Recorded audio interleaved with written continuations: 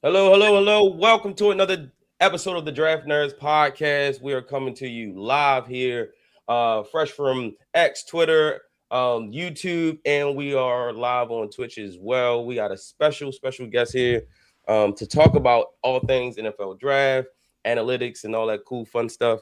We're here with Trevor Sikkema, lead draft analyst for PFF and co-host for the NFL Stock Exchange. Trevor, how are you doing, sir? Guys, I'm fired up that I'm here on this podcast with you guys. It was great to meet you all in person when we were at the Senior Bowl, so it's really cool to be able to link up and get to do this. I'm also pretty fired up from that intro. Like you guys have that. That's a sick intro. It gets me I think we came back from the intro and I'm like bobbing my head still. So I'm excited, man. I'm juiced up and excited to talk some NFL with you guys. Yeah, yes, you hear sir. the horns, Yes, sir. You hear the drums, you hear it all, and it just can't help but get you pumped up. It true. gets you It's right. very true. It gets you right, man. It's like, all right, cool. You get ready to come out for that big fight, and we get your intro music and get you ready to go. There we go. Yeah, that's how Yes, I feel. sir. That's how I feel. All right. So all the viewers out there been waiting for this all week. Now we are live, and let's jump right into it. So, Trevor, NFL Combine is wrapping up today. As we're finishing up with the offensive linemen. Why don't you give us your Combine winners and losers, guys that you saw who made the most money, who maybe could have done a little better? Okay. I figure the best way to do this, because there's a lot of guys, probably I'll just go rapid fire really quick throughout each position. I'll give you a guy that was a winner, and then at the end, I'll give you a couple of guys that I was a little bit disappointed between. Quarterback, obviously, there's not a ton to stand out at quarterback. To me, actually, the biggest winner was actually Ty Simpson from how he threw when he was on the field. I mean, Taylor Green, crazy athlete, right? I mean, but we kind of already knew that. He had an elite PFF rushing grade. The rushing production's always been there for him.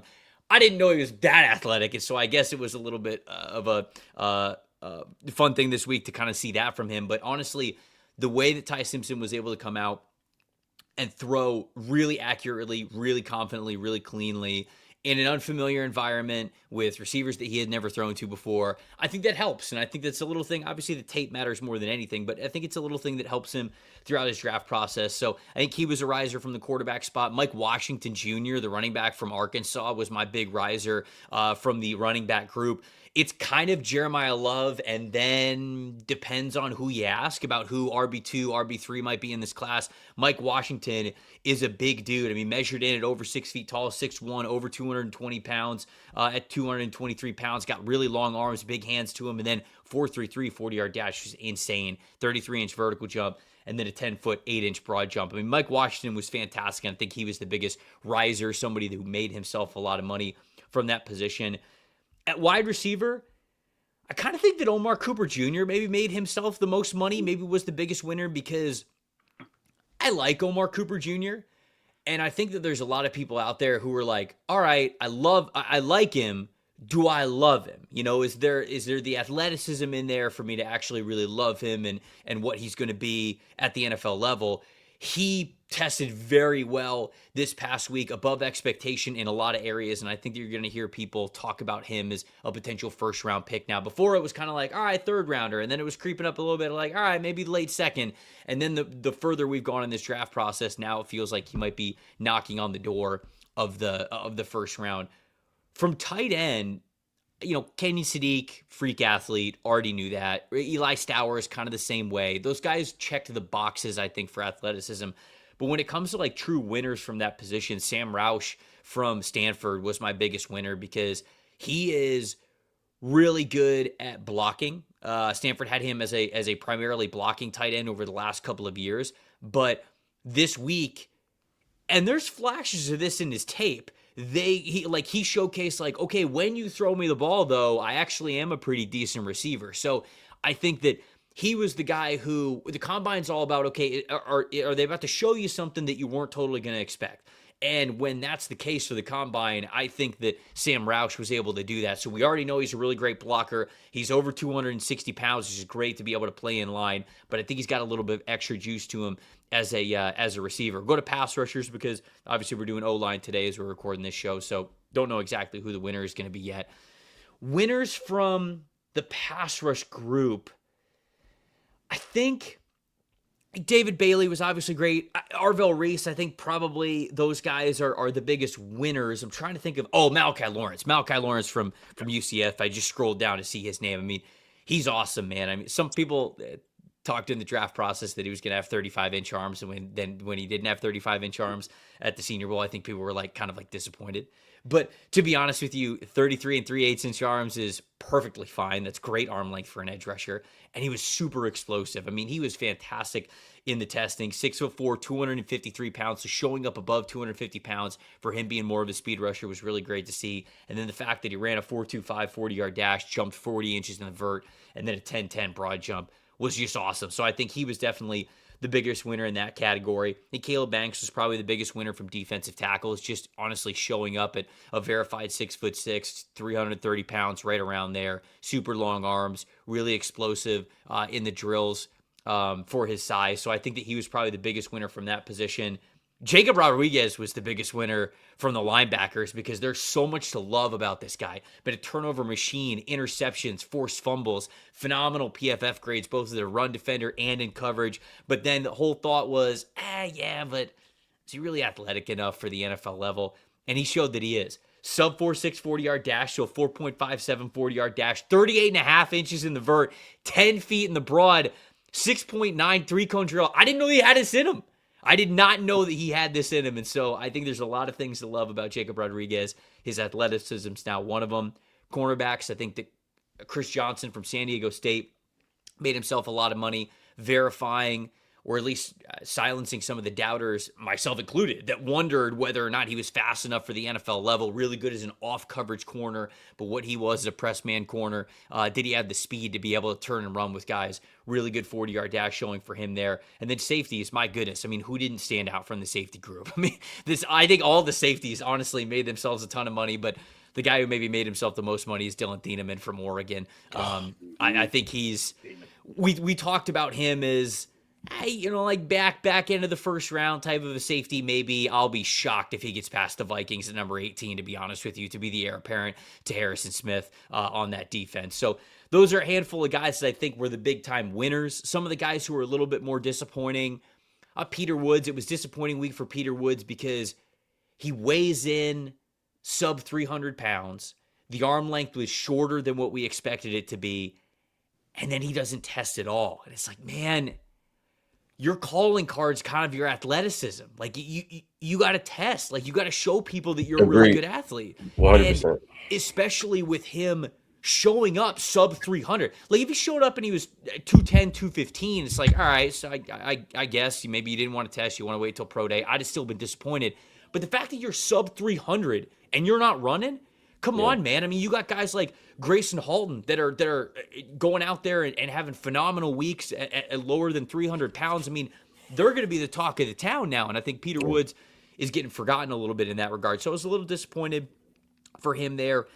It was disappointing that Jordan Tyson couldn't work out because I think Jordan Tyson has the most talent of any wide receiver in this class. But is the NFL going to view him as damaged goods? And he has the hamstring injury, which caused him to miss a handful of games this past season. And now the hamstring injury apparently will cause you to not work out at the combine as well. Don't love that from him. And then finally, the guy that comes to my mind, I want to be careful with this because I don't think that Carnell Tate is a faller because of the 4.54 40-yard dash.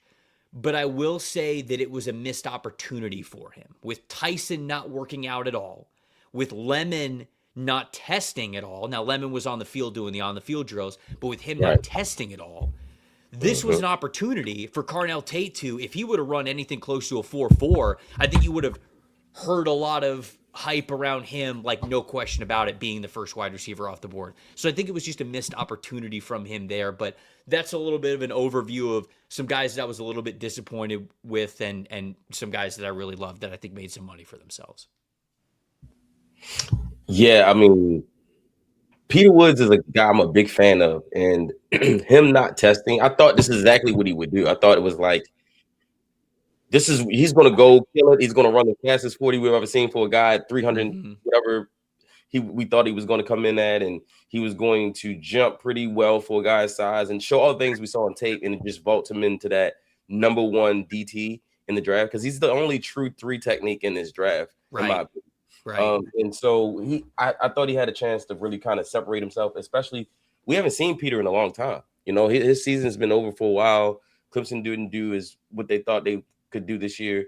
And so he's kind of been out of sight, out of mind. I thought it was a good opportunity for him to step in. And Bruce Feldman in the freaks list before the college football season, dude, he had him at like a 4.8, 440 yard dash. It's like 95th percentile. So if you're anywhere close to that, like, buddy, go out there and run it. Like, we gotta get reminded of how good you are for a 3 technique, like you mentioned. But I thought it was a missed opportunity for him. And I think, like, on that too, like, the other side of it is the guy you're competing with, and like some people see him falling down the second round that I've heard as well. But Caleb Banks comes in looking like a behemoth, running a 5.05 after screwing up 4 times at the start, you know, and like he still runs it. It's like, right. Oh, gosh. Right. I'm with you. In comparison, I thought it was an opportunity for him to make himself a good amount of money, and he just didn't. I'll say another guy who I was a little bit disappointed with that kind of just popped into my head, Emmett Johnson, the running back from Nebraska. I love his footwork. I love his quickness. I love how he can make guys miss. But the question on his tape throughout every game that I watched is, do you have the long speed? Now, I don't think long speed is as big of a deal when it comes to the running back position because you just don't have a lot of opportunities to showcase long speed. It's like maybe once a game if you're lucky because the NFL is that good. But still, like, you got to be explosive. You know, you got to have some explosiveness to you. And whether it was the jumps or the 40-yard dash, I thought he was really disappointing in that regard. So Johnson was somebody who some people maybe thought is RB2. Like maybe he was my RB2. I'm that guy. I'm that I know, person. and I think I had him. I think I had him RB3. You know, when we were going through our running back rankings because there's so much to love about the style of play that he has. But it was just disappointing that he wasn't more athletic. Another thing that you said, I want to before we go to the next topic is that the safeties were just flying, right? Performing crazy. That, in your opinion, does that hurt the free agent safety market with this? When you see this many safeties performing so well, highly athletic, and for those teams that need just like a third safety because of nickel packages and things like that, how does that bring down the market for the safeties that are set to hit free agency? Yeah, I think so. I mean, I think that a lot of teams are going to be able to look at this safety class and think, hey, we might be able to get a difference maker and a potential starter, at least a rotational player in round 2, round 3, maybe even round 4. I think the safety class is that deep. And so when free agency opens in a week, I don't think that, you know, when the tampering period opens up, I don't think that you're going to see, you know, Schefter, Rappaport, or Pelissero, or whoever it is, like start tweeting out like, oh, this safety sign, this safety sign.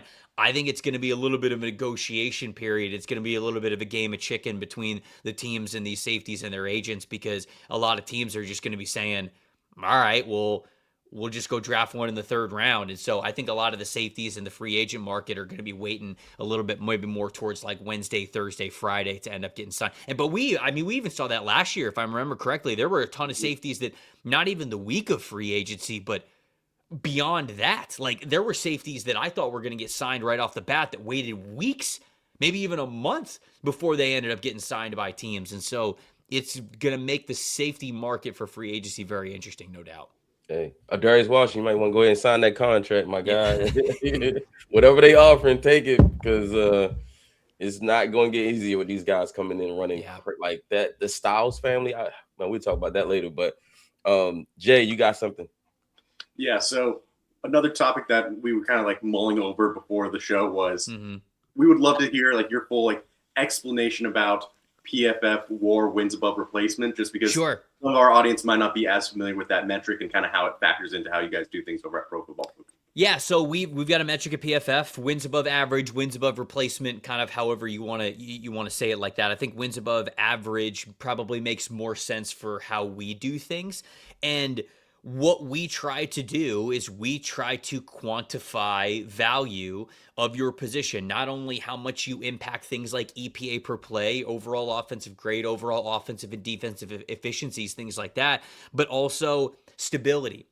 Consistency means a lot, right? Just because you have the ability to do something, if you're not doing it very often, then that sort of goes into what would be replaceable for you or against the average. And so, I did not come up with the formula myself, so I don't know exactly, the decimal points and how much we weigh these little things here. But essentially what it is it is a formula to bring value to what a player at different positions do. For example, like quarterbacks, their wins above average by nature, just from playing the position, are going to be over one full game. A lot of these guys, it's 2 games, it's 3 games. For some of the best, it's 4 games when it comes to their wins above average. And then when you get other positions where, all right, maybe the difference making ability isn't as much as it is for other positions, linebacker is one of them, running back can be, although if you bring a lot of value into the passing game, obviously you're helping your EPA per play equation. You're helping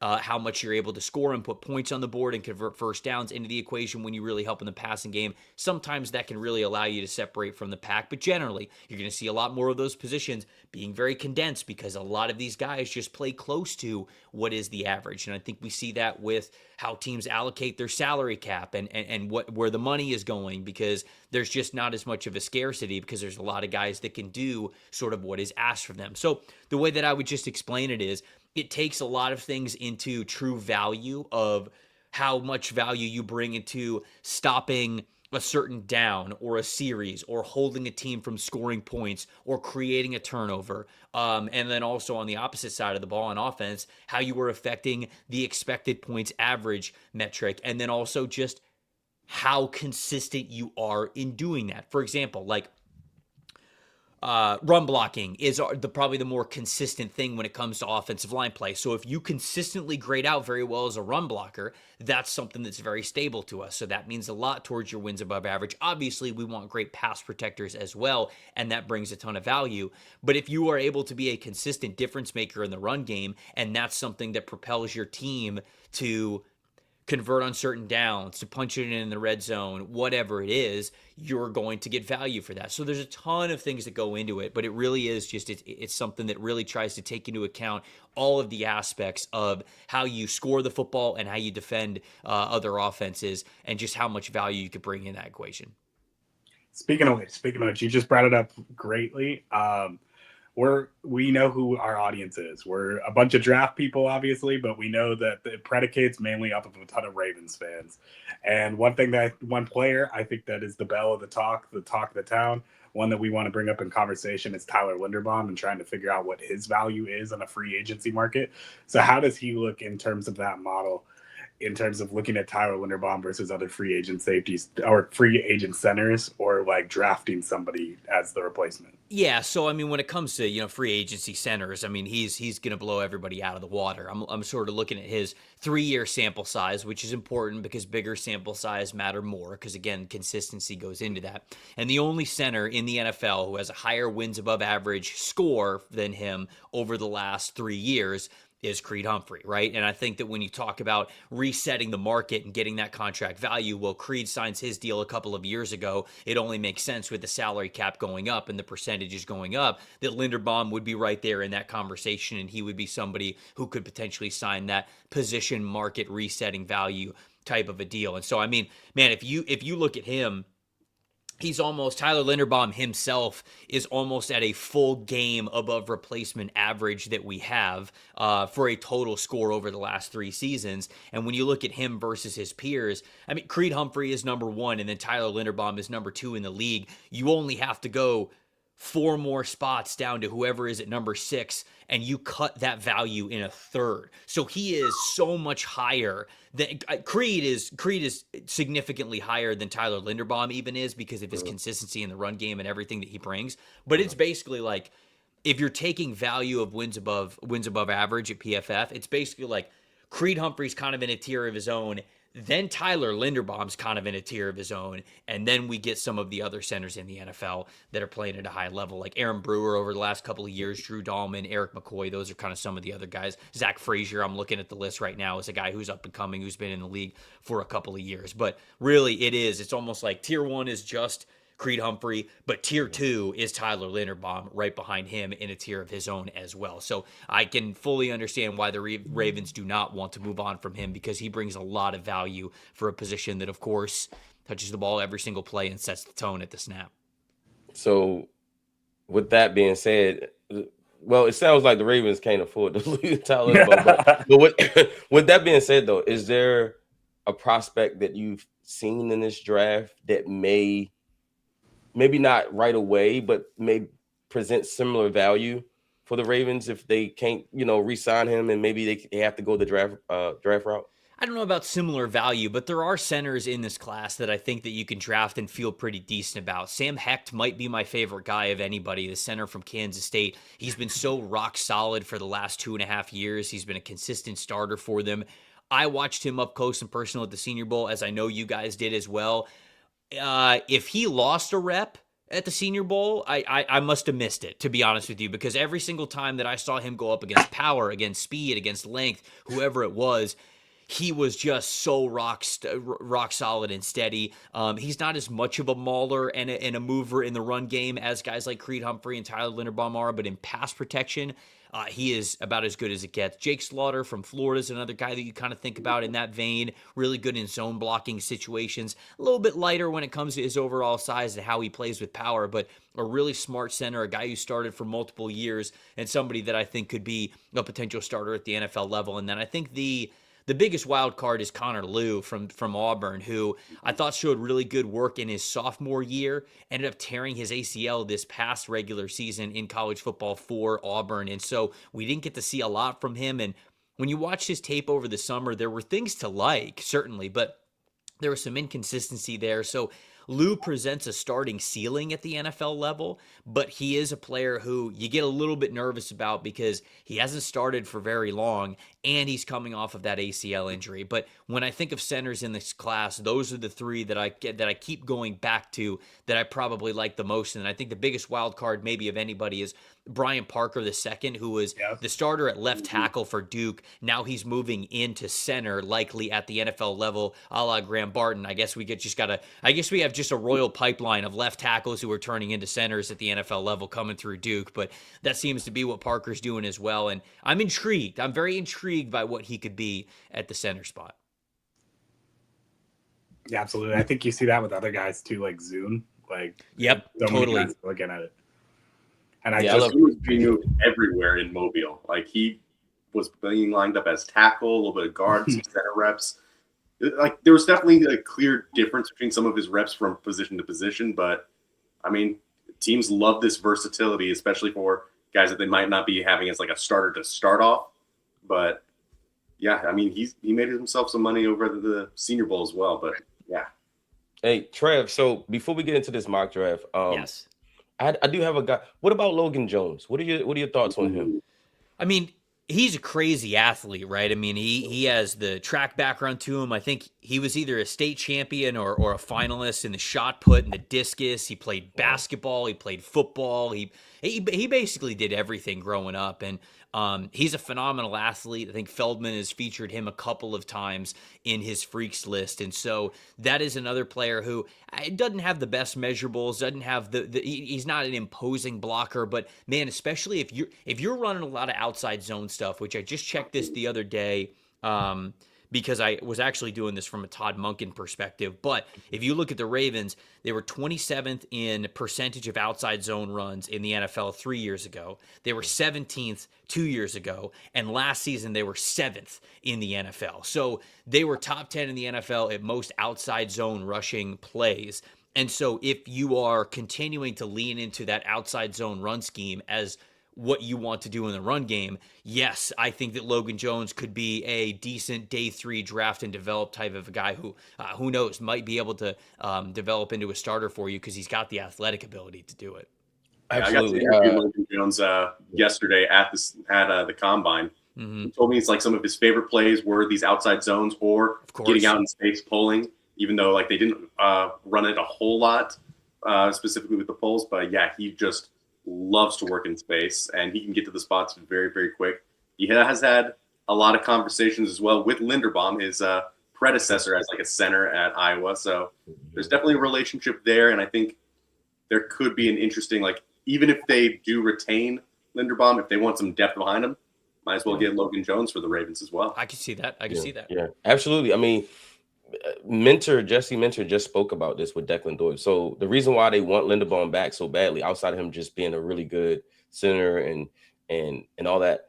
He fits the new system in which they're bringing with Declan Doyle from Chicago. And I expect that outside zone percentage to go up this year, because that's exactly what they want Linderbaum to do. Is they feel like he's really good at pulling on the outside zone. He's of course good at using his body to leverage people. He's a state champion wrestler. He's never going to overpower you. Kind of almost like the way you were explaining Logan Jones. you could say the same thing about Linderbaum when he came out, which is it's not an imposing blocker. He's not a physical guy who just like wows you with his physique, but he's really athletic. He is really good in space, and he knows how he understands leverage, right? Because as a state champion wrestler, you have to be able to be good at leverage and using your body weight versus someone else's. And so Logan Jones could be a replacement for Linderbaum if the Ravens are unable to get the deal done. But like Jay said, if they are able to get it done, he wouldn't be a bad backup as well. No, I think so. I think so as well. Like a lot of times offensive line play, for as much as it is about, strength and muscle and things like that, a lot of offensive line play is geometry, and it's angles, and it's leverage, and it's things like that. And so that's why, especially for the center position, I'm not nearly as lenient with like guards and tackles, but specifically for centers, I will give you a decent chance to impress me and to have like a projection to potentially start in the league if you're a really good athlete, if you have really good hand strength, and if you have really good core strength. If you are all of those things, you don't have to be the strongest dude in the world. You don't have to be a total mauler at center, because all I need you to do, especially because you are the guy who's starting the play, right? It's all on you. It's not about how fast you can get off the ball. You are the person who is determining when the ball is going to the quarterback. So the fact, like, if you can snap the football, get a half a step in front of wherever you're going, especially on zone concepts, mid and outside zone, and then all of a sudden you step to where you need to, you are low, you get up and you use leverage and you can anchor pretty well, you might be giving up 20, 30 pounds of brute strength on somebody. But if you can angle their momentum and their power upward, they're not going to get through you. So center is one of those positions that I'm more lenient on those things than others, because you could just angle yourself to success. Mm-hmm. Yeah, I'm glad you mentioned that. I grew up just an overall football fan. The Ravens didn't come to Baltimore until '96. So a team that I looked at a lot was the 90s Denver Broncos with Mark Schlereth and all those guys. And that offensive line was considered undersized significantly. Those were some little small guards and small center, but that outside zone attack with Shanahan and those guys were just, they were just moving, just like a synchronized machine. It was just beautiful to watch. And it made me realize at an early age that size like when it comes to offensive line play, people think it's just all about size. Now, it depends on what scheme you're running, but the Shanahan's figured out very early, hey, if we can run the right scheme and we can come up with the right blocking schemes, doesn't matter the size of the guys. We just need guys that can move and kind of do what you mentioned, Trevor. You just need athletes. Yep. You need athletes. All right, so what you all been waiting for, we got the PFF mock draft simulator here. Make sure you guys check this out. Really, really, really seamless. So the other day we were in Spaces and we were like, all right, we want to do a whole like group mock draft. And we were trying all these different sites. Yeah, we trying all these different sites. It kept kicking us out. We kept starting over. And then I found out that PFF actually has a multi mock draft simulator, multi-user, mock draft multiplayer. So I was like, oh, this is incredible. So yeah, that's brand new. We released that, I think, 2-ish weeks ago, and it's kind of a little bit still in beta. There's still little things that we're working out here and there, but it does work well enough to where, yeah, man, if you want to go and mock draft with your friends, all you have to do is click on that. You'll get a link. You send them the link. It sends them into the pre-draft room. You select your team. You can select how many rounds you want to do, and obviously, if it's you and 3 other friends, then the computer will just pick for the other teams, and you'll pick for the teams that you want to. So we're super excited about that one as well. So glad you guys discovered that. Yeah. I discovered it because we needed it. I was like, man, we need to figure out how to do this. All right, so we're gonna get this mock draft started. You guys love our mock drafts.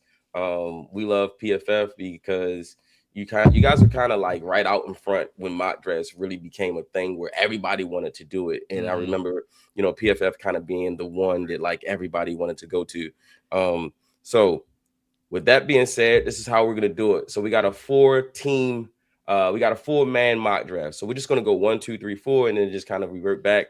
But for show purposes, we're gonna have Trevor do his Bucks, and then we're gonna have him do our Ravens because we want to see what he thinks about our Ravens and where we should go in the draft. Jordan, I'm gonna have you go first with the Raiders. Jay, you can go second. I'll go third, and Trev, you can go fourth. Sounds good. Sounds good. All right. All right, you guys are ready? Ready as ever. All right. This could be fun for me because I do so many mock drafts myself, and now I get to kind of like kick back and hear what you guys think about some of these teams. So this is fun. This is fun for me. Yeah, I would say you probably, this is kind of, normally you're on the other side of it. So I know. This is great. All right, here we go. All right.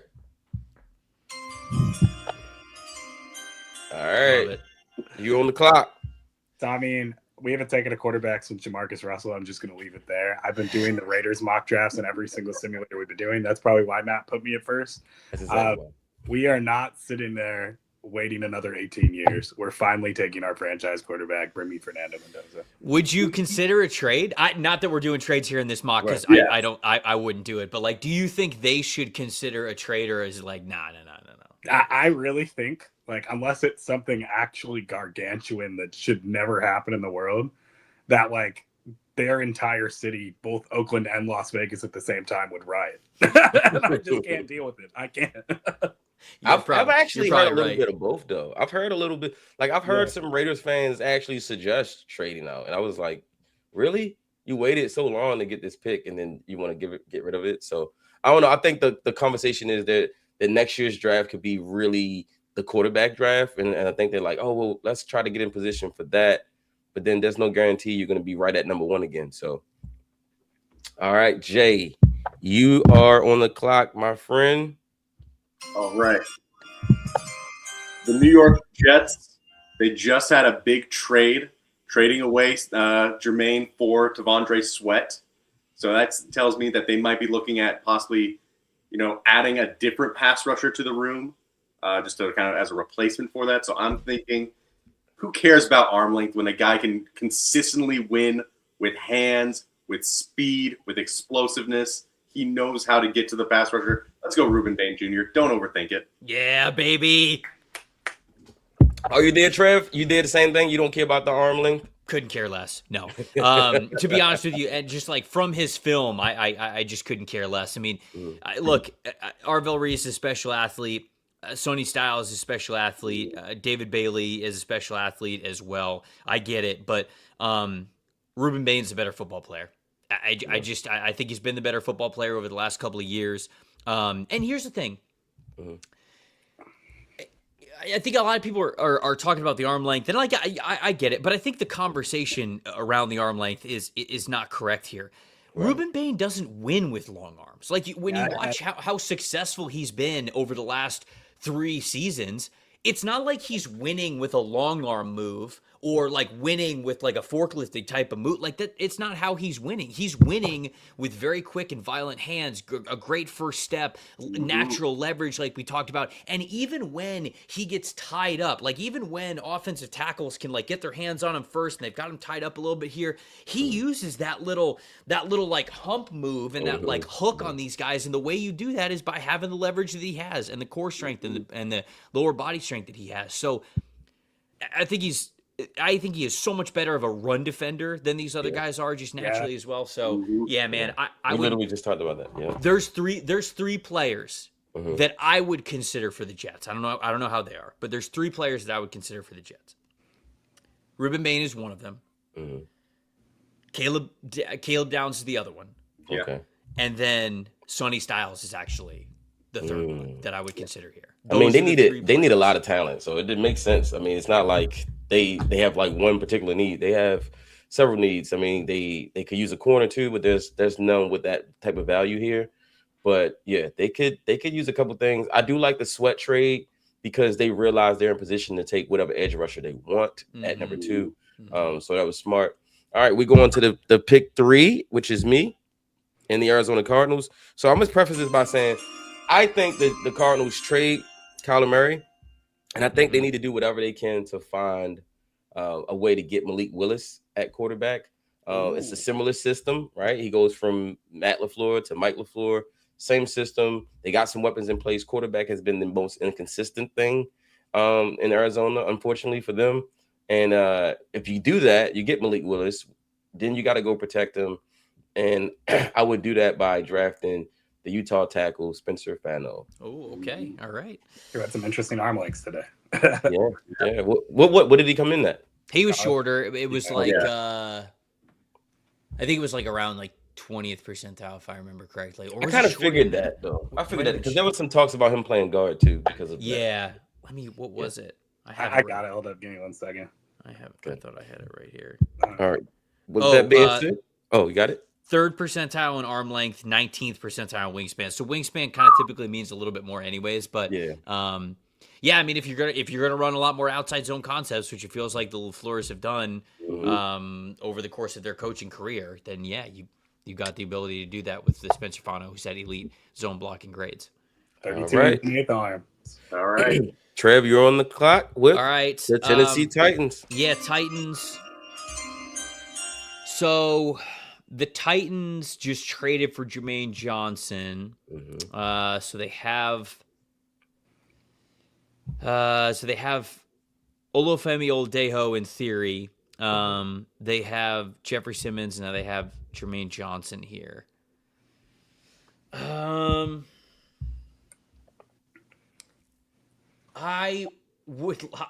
be honest,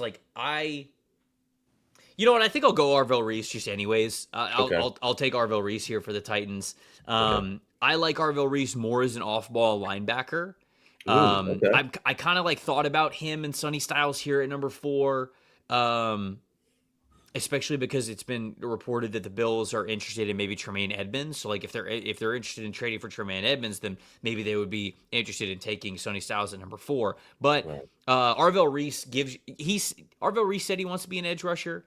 Okay. I think that he can do a little off-ball, on-ball work for you, and I think they need to just get faster no matter what. They have Cedric Gray, who could play sort of that middle linebacker spot, who they feel good about, and then Arvell Reese can kind of roam around outside of that. So I'll go Reese to the Titans there. I like that. And then also, one thing Robert Saleh knows how to do is utilize linebackers, man. I mean, godly, they were decimated at the position this year. They had guys you never heard of making plays for them. So I think he'd get the most out of a guy like Arvell Reese. I agree. All right. That means, Jay, you're back on the clock with the New York Football Giants. John Harbaugh. We're doing Snake. I wasn't expecting that. I was gonna say, I thought it was me. Is it you? I'm sorry. Yeah. Oh, Jordan, you did go first. Sorry. Yeah, Jordan. My bad. Jordan, Jay, Jordan. Making sure you guys were scare me like that, man. Come on. You was like, I thought I was the Browns. All right. I know a ton of Giants fans out there, and they want to do something really fun with the pick, but I'm going to disappoint them a little bit here just because I think that when you're developing into a Harbaugh scheme, you need to start being physical. You need to start actually pushing up the line. They've dealt with injuries over there. On top of that, Jermaine Eleanor is a free agent, as well as they're still trying to figure out what Evan Neal's going to be, but he's obviously a free agent as well. So they're losing pieces just in the offensive line, and you need to start building big uglies. So give me Francis Mauigoa. There it is. All right. And it gives you versatility to guard, too, if that's what you want to lean towards as well. All right. Well, Browns are devastated that 2 offensive linemen. Just knifed the guy that I was banking on being there at 6 for them. This is the most completely opposite of ideal for the Browns. 100%. That is huh? Yeah. Yeah. Okay. All right. Well, Jay, good luck. That's the thing. There isn't great offensive line value at this point. Maybe I could go Monroe. Maybe I could shift it a little bit more to adding to some of their wide receiver core. I think I'm going to do that. Let's give Mekhi Lemon to the Browns. Okay. All right. Trev, you like that? You like that pick? I do. Mekhi Lemon's probably going to end up as my wide receiver 1. He is mine. Yep. I think Jordan Tyson's the most talented wide receiver, but the injury history scares me. And if he was able to come out and test here at the combine, I kind of would have been like, nah, we're good to go. But if he's really still dealing with a soft tissue hamstring injury 2.5 months after the season's ended, too much of a red flag. That's tough. It's a tough sell for me at number 6 overall specifically. For sure. Lemon's an absolute dog, man. I love that pick. Mm-hmm. All right.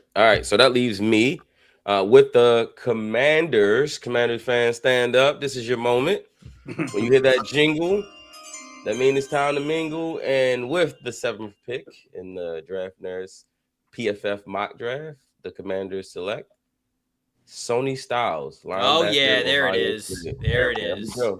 All right, so gang, how do we feel about that? Sony Styles to the Commanders. How do we feel? They should be pumped. I mean, this is one of the top 5 players in the draft. You're getting him at number 7. You got to get a lot faster anyways. They're not going to bring back Bobby Wagner. They need Frankie Louvu to be able to play a lot more free and a lot more towards the line of scrimmage, and you give yourself the ability to do that when you have Sony Styles. So obviously an absolute freak athlete, somehow not even as fast as his brother was, who ran the day after he did and ran even faster than he did, which is insane.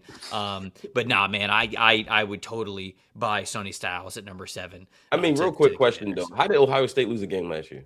So against Indiana, that's how. So somebody was asking that on Twitter. They're like, okay, how did Ohio State not win the national championship? And like, that question is fair. But to be honest, like, nobody really scored on them. I think the most anybody scored on them the whole year was 17, if I remember correctly. Mm-hmm. Like, I think what was the Big Ten championship game against Indiana? Wasn't it? That was like 13-10. It was 13-10. Yeah. So it's like the freaks on defense aren't the reason why they didn't win the national championship. It's kind of crazy that they didn't win it. And the crazy part is they have freaks on offense too, because like next year Jeremiah Smith. I know, and like Sayed was good, so it's not like, I don't know, man, it was wild. It was crazy. Yeah. I mean, Indiana was the team of destiny. Totally. All right. So, Trev, you are on the clock now with the New Orleans Saints. I think the way this is shaping up, I think this is the Jeremiah Love pick. I think we're getting Love off the board here at number 8. The run game was horrendous for the Saints last season. I mean, there was just no explosiveness, no reliability, and Saints fans are pumped about Tyler Shuck, and they should be. I mean, the way that he ended the season, he was really consistent. He was playing very, very well, but they absolutely need more out of the backfield in order for him to sort of repeat those consistent performances and even take that next step in his sophomore season. So the offensive line, you feel good about the bookend tackles. You feel pretty good about the interior. Guys like Eric McCoy when he's fully healthy. You have Chris Olave. You can add to wide receiver a little bit later in this draft, but go get the guy who is the clear difference maker at the running back position. And it's funny how I think pick number 8 is just like always like the difference making running back, right? I mean, like I think Christian McCaffrey was 8, Bijan Robinson was 8, Jeremiah Love is now pick number 8. This is just the spot for these running backs. Yeah, hey, 8 is a spot, and Saints, you're gonna take Love and you're gonna love, okay? Yes. All right, we don't want to hear anything else about anything else. You're gonna love. He's scoring touchdowns down in the bayou. You'll be like, okay, cool, we're good with it. Yeah. All right. Jordan, you're back up now with the Chiefs. Man, you stole some thunder from me. Not because I was going to take Jeremiah Love. I was actually just about to make a whole argument on how the Chiefs have only had one 210 carry running back since Patrick Mahomes has been drafted. I don't think they predicate the run game enough. If they're in this situation, they're going to have a field day. They're going to have fun. And like, there's some comparisons to different guys in this class that remind them of a lot of guys. I do think they need corner, but ultimately, if I see David Bailey on the field and he's falling to me at pick 9, I am picking David Bailey and I'm not looking back. All right. I need that pure athleticism, like just a pure pass rusher, just pure juice off the edge. A little bit less of a run defender, edge setter, but like you get to play with the juice of the defense that they haven't had in a long time. As a Raven fan, I don't like the idea of playing for Coach Spags over there in Kansas City, man. I don't like that. Yeah, it's not normally their type of guys that they gravitate towards, but I wonder if they looked at this season and were like, hey, we need somebody who has that kind of juice. So I wonder if this would be maybe a best case scenario for them to get a guy like that. Agreed. All right, Jay, Man, you just got the whole state of Ohio, huh? You know, I have to represent. I went to Xavier University in Cincinnati, so There it it's is. only fitting that I got number 10. Makes sense. So they're also going to stay in state for their pick. They're going to go with Caleb Downs, falling to them all the way at 10. I know safeties are not the premium position, then they tend to fall in the draft. But, man, you have to try and keep this guy in state because this is one of the few blue chip talents that somehow falls to you. I get it.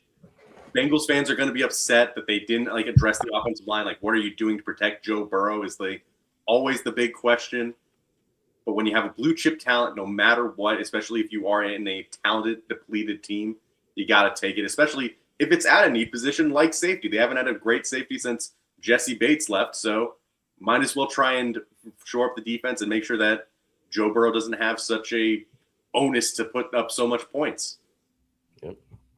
All right, and that takes me with the Miami Dolphins. And Miami, listen, it has to get worse before it gets better, right? So, you're cleaning house, you're getting rid of guys, you're just, hey, you got to tear down the foundation to rebuild it. And we're going to do that here. Miami Dolphins with the 11th pick, select Jamar McCoy. Ooh. My number one corner on my top 10.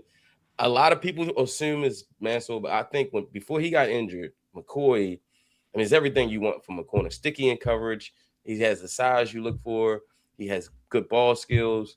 He's a willing participant in the run game when it comes to tackling. You got a new head coach who's a defensive head coach. I like the pick. What do you think, Trev? Yeah, I was going to pick one of two guys for the Dallas Cowboys at 12. It was either going to be Jermon McCoy or it was going to be Mansour Delane. And so I'm going Delane here at number 12 with Dallas. But you did make it easy for me. But I agree with you completely that Jermon McCoy is my CB1 in this class. No one this year had better tape than what McCoy had the previous season. So I'm a little disappointed that we didn't get to see him work out at the Combine. I would have liked to see, because now the only thing that you kind of have to think about, and I'll try to do some digging on some people that are on the team side of things, is, okay, he's now 13, 14 months removed from surgery. And you still didn't run at the Combine. That's, he came back to practice sort of in August with Tennessee, and he didn't play a down this year. He only played he only did individual stuff, didn't really do team stuff. And I think him playing this past season was going to be a long shot anyway. So I'm not saying that that was too much of a surprise, but I am definitely surprised that 13, 14 months after you had ACL surgery, it was 13 months. 13 months after you had ACL surgery, you still weren't comfortable to go out there and run. I don't love that, but hey, if you tell me that he's going to be anything close to what we saw in 2024, that's CB1. I agree with you completely. But Mansour Delane is great in his own right. I think the teams that don't get Jermon McCoy are maybe a little bit worried about Jermon McCoy, feel good about Delane, who has put together pretty good last couple of years of cornerback tape, but this year specifically, it was super sticky in man coverage, really quick footwork, long arms to him, good ball production, consistent forced incompletions percentage for him around 18, 19, 20%. And so Mansour Delane, I think, really gives them some cornerback flexibility, which they desperately need.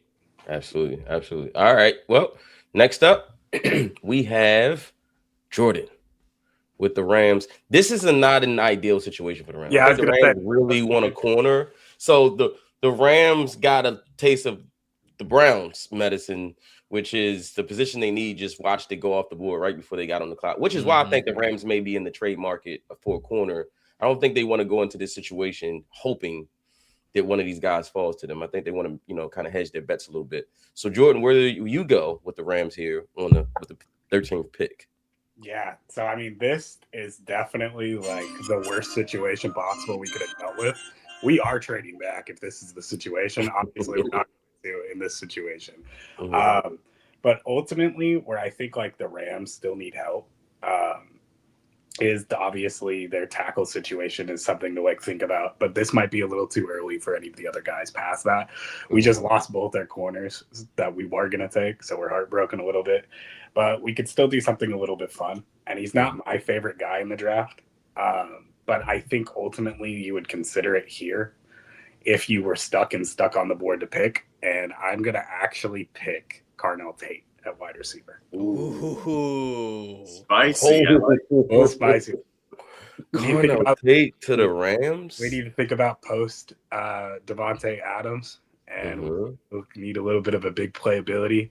I think you would have considered Jordan Tyson here if you didn't have. I'm telling you right now, Ravens fans were like throwing stuff at the screen right now. Carnell Tate. He would have been my pick. He would have been my pick at 14 since I'm doing Baltimore and I'm doing Tampa. Yeah. So he was sitting right there. Wow. I think Jordan knew that too. He might have. He knew that's exactly where you were going, and he said, "Nope, I'm gonna make sure." You draft with friends; they know exactly what's happening next and can snipe. Yeah. So Mekhi Lemon's off the board, and Carnell Tate's off the board. Yeah. I mean, Jordan Tyson's worthy of this pick, 100%. It's just a matter of like how healthy is he? You know, like is he somebody that you're worried about athletically, or you're worried about him when it comes to an availability standpoint? I'm not worried about him athletically at all whatsoever. It basically comes down to him, or I think Vega Owane is constantly mocked to the Ravens as an upgrade on the interior at the guard spot. Maybe if you believe that Caden Proctor is a little bit more of a guard, you could draft him and start him at guard and then potentially have tackle flexibility moving forward. I don't hate that idea.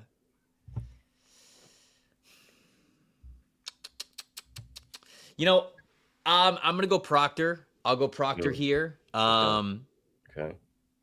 I think that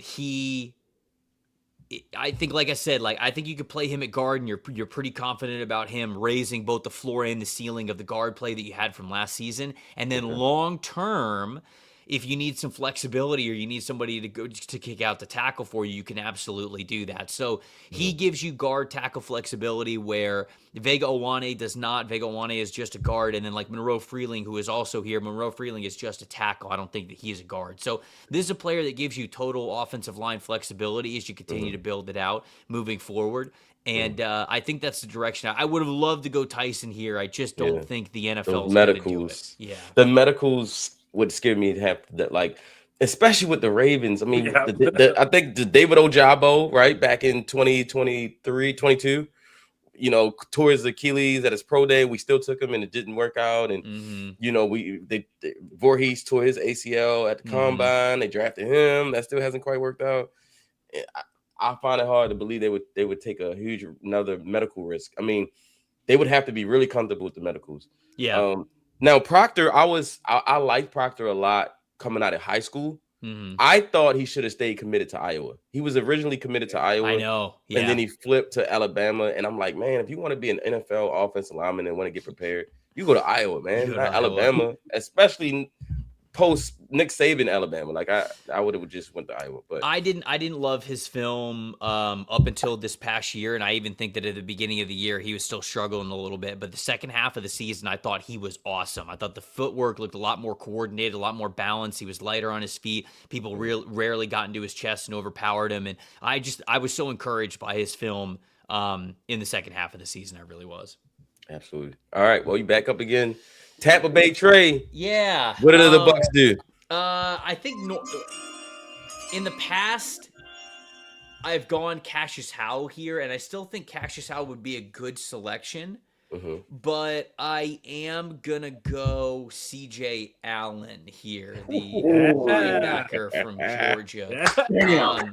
Tampa's linebacker spot was so bad this past season, and even if Levante David comes back, I think what he talked about on some podcasts since the season's been over is like his whole thing is it's like, hey, I can be great the first 8 weeks of the season. It's just a matter of does my body have what it takes to play a full season in the NFL? And I think that's sort of what he is weighing. So even if he comes back, I don't know the type of linebacker that we're getting in the second half of the season. Savasier Dennis is not a full-time starting out linebacker at the NFL level. I don't believe that. But C.J. Allen could really be that next heir apparent of the line of Derek Brooks, Hardy Nickerson, and then Derek Brooks, and then Levante David David and now potentially CJ Allen.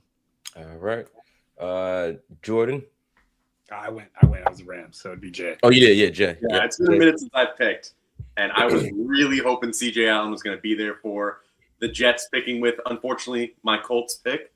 I could get something really fun here because, listen, they're not going to go. I don't think they're going to go Caleb Banks here just because of the Sweat trade. It sounds like they're going to try and spend a lot more on like the DBs in terms of free agency. I could reunite Ruben Bain with Akeem Mesidor and just have the Miami Hurricane edge rushers just come back together. That would be fun. That would be a lot of fun. Tyson is staring at me, though, as well as an interesting pick here. If they're willing to take the roll of the dice, I'll go Tyson. I'll end the fall here. Wow. I think it's a kind of a Jets move to really try and swing for the fences because the talent, we all have said it already, the talent is there with him. It's just like we said, can he stay healthy? It's not at this point like healthy. So, yeah, let's just see what he can do with like A.D. Mitchell as well. Okay. All right. Get ready for the next quarterback to come in at some point. All right. Then I think is it me? Because I'm after Jordan, right? I mean, Jay, right? Yeah. All right. So I have the Lions. And we got an interesting board here for the Lions. They need a couple of things that are available, but I don't think we're going to overthink it, man. I think we're just going to go and we're going to take Akeem Mesidor and put him on the other side of Aiden Hutchinson, and we're just going to go and try to put some pressure on some of these quarterbacks out there the new NFC North. Love it. Love it. I think that's the right pick. Mesidor is my second favorite edge rusher in this class. It's Bain at 1 and then Mesidor is at 2. Yeah. Yeah. Teammates. Yep. All right. Jordan, you're up. I mean, Trey actually took the words out of my mouth earlier. And it's ironic because it's another white safety ending up with the Minnesota Vikings. Give me Tyler in the bag. Give me Dylan. All right. It just shows up out of nowhere. Sometimes you'll be watching him and he'll just like come out of nowhere and have a pass breakup where he wasn't even on the camera. And you're like, where did you even come from? Who are you? He came from Indiana. That's where. All right. Jay, you're back. Carolina. Ooh, damn. That was quick. All right. Let's see. Carolina. They're definitely upset that none of the big 3 wide receivers are there. Mm-hmm. But there's the big opportunity to add Caleb Banks. I think they're going to pull the trigger on that. I like that. They need. I mean, you put him next to Derek Brown. Oh yes, exactly. Yeah. Why not? Let's get someone to just clog up the middle, make sure that Derek Brown gets these one-on-one matchups, and have him do what he does best and just get right into the backfield. So, might as well pair him up with Caleb Banks. All right, then it's back to me again, so we can stay in the right order. Then I'm gonna go Cowboys here. Cowboys went with their first pick. They went with. I went Delane. Mansour Delane. Yes, Mansour Delane. Okay, we got the corner taken. And I mean, this guy right here feels like your traditional Dallas Cowboys defensive player. I'm going to go with Keldrick Faulk. Okay. From Auburn. Put him on the edge, and he can come in and be a really plus run stopper right away. And while he learns how to rush the passer, I like that. Yeah, I think that some people look at this Keldrick Faulk pick, and I've seen some Cowboys fans criticize it because he's not the best pass rusher, but you kind of have that with Donovan Ezeraku on the other side. You've got Quinnen Williams in the middle as well. Keldrick Faulk allows you to play him as a 5 technique edge where like he gets to set the edge for you and you really get to have a hat on all of your gaps and then really allow Donovan Ezeraku to sort of rush as more of a free rusher. And so I think that in an individual standpoint, does he affect the passer just himself? No, but I think from a schematic standpoint that he does. So I still think it would be a good pick. Absolutely. All right.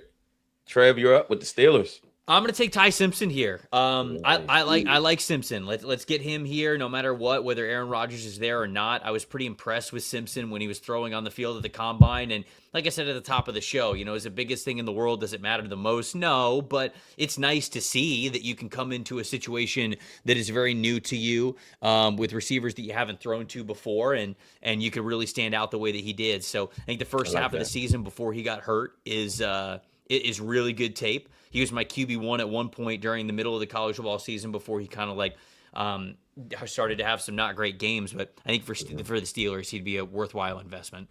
Awesome. All right, Chargers, Jordan.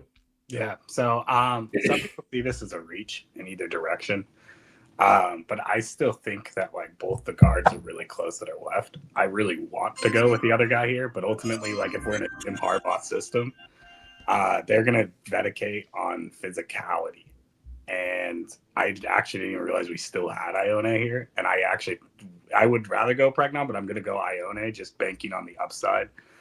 He kind of reminds me of Tyler Linderbaum where he came out, where originally a lot of people were just predicated in the idea of like, he's not that fun of a blocker. He's not going to just kill someone in the run game. He doesn't have that run game ability. But then like you develop that as you get into the league, and like his technique is so formulated already that he doesn't always need to be as physical as some people would want him to be, because he's already like just beating people as is. It doesn't matter how you beat people as long as you do.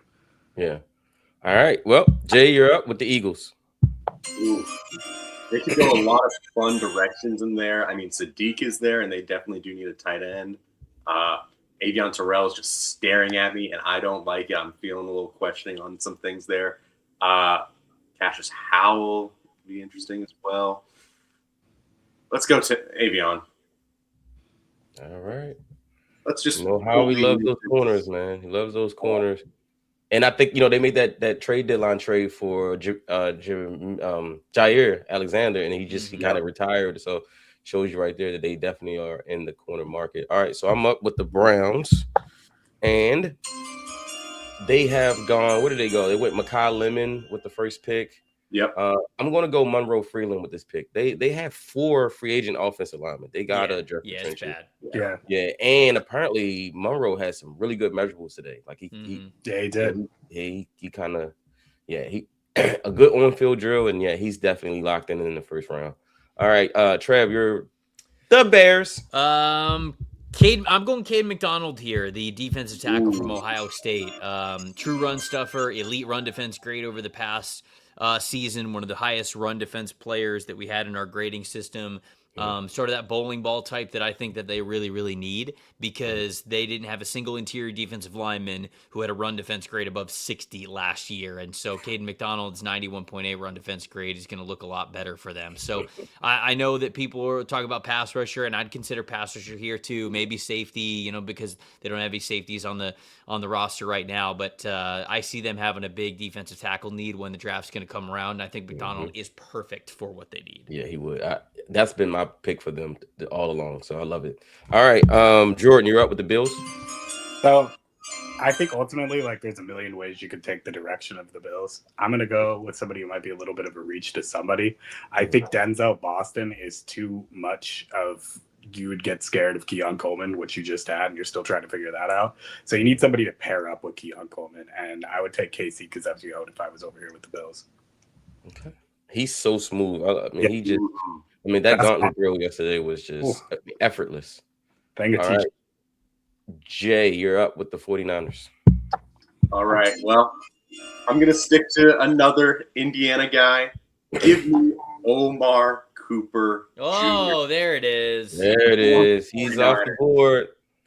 Wow. I mean, just imagine that amount of yards after the catch ability, his very smooth route running, reliable hands. Like, it just feels like a very Shanahan kind of wide receiver there.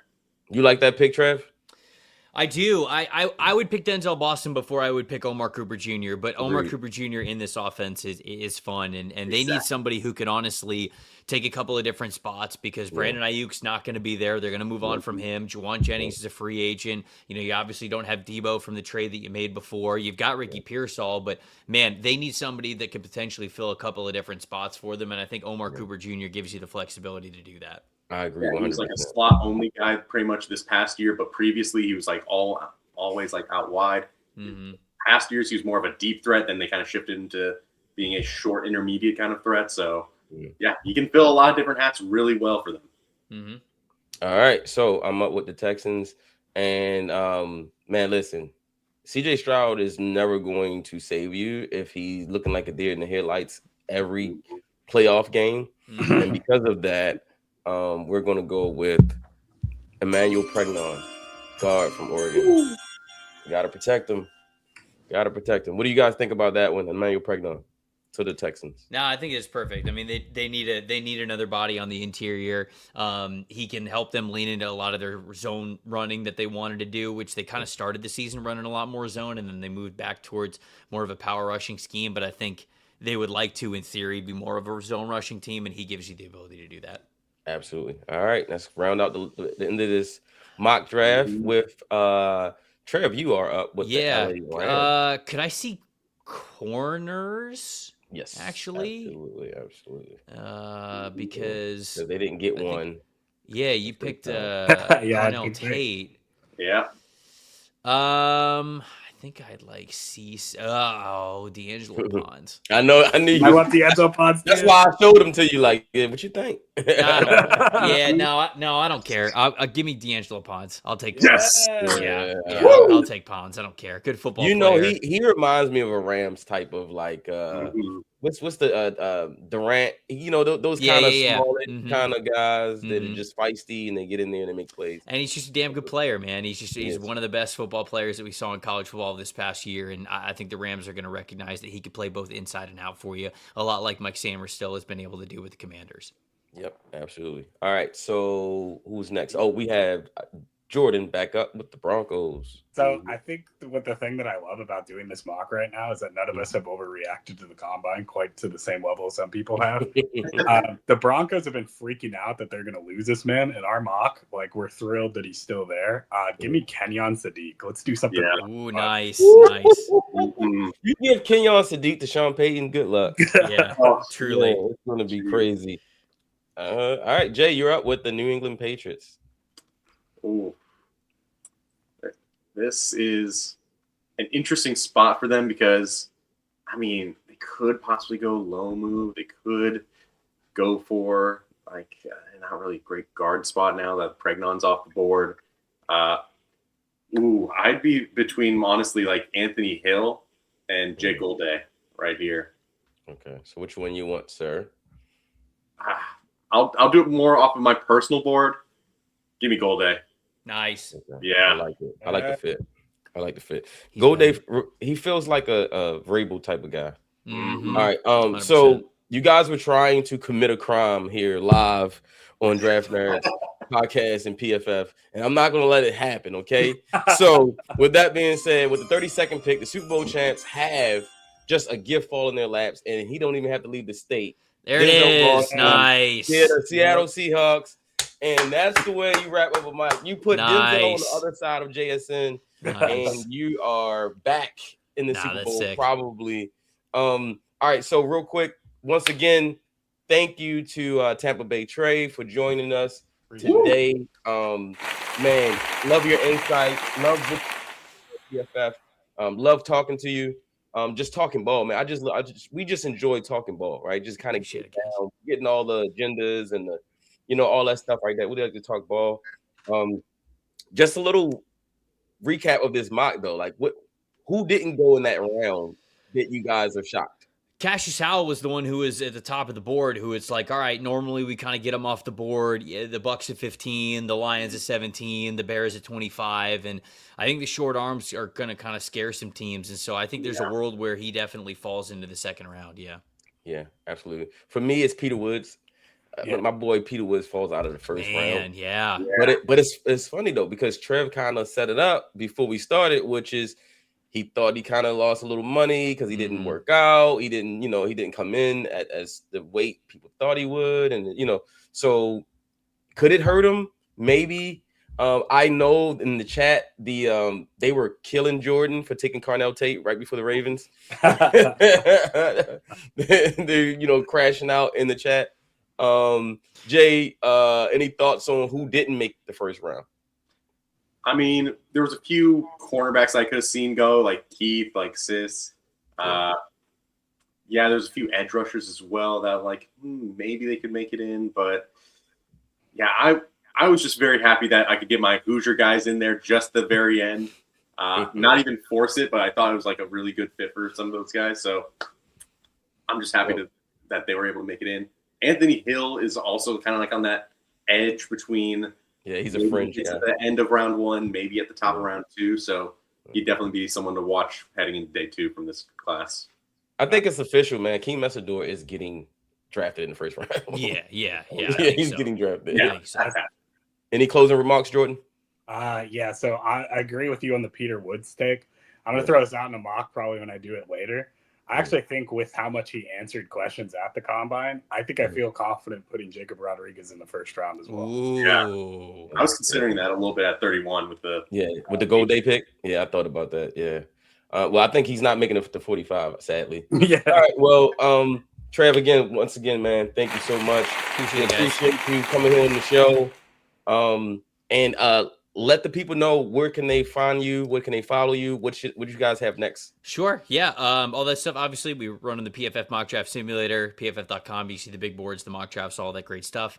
And then the NFL Stock Exchange show with myself and Connor Rogers on YouTube as well. So appreciate you guys having me, man. This is a lot of fun. Really enjoy getting to talk some ball with you guys here. So I appreciate you having me. Thank you. All right. Well, till next time, guys.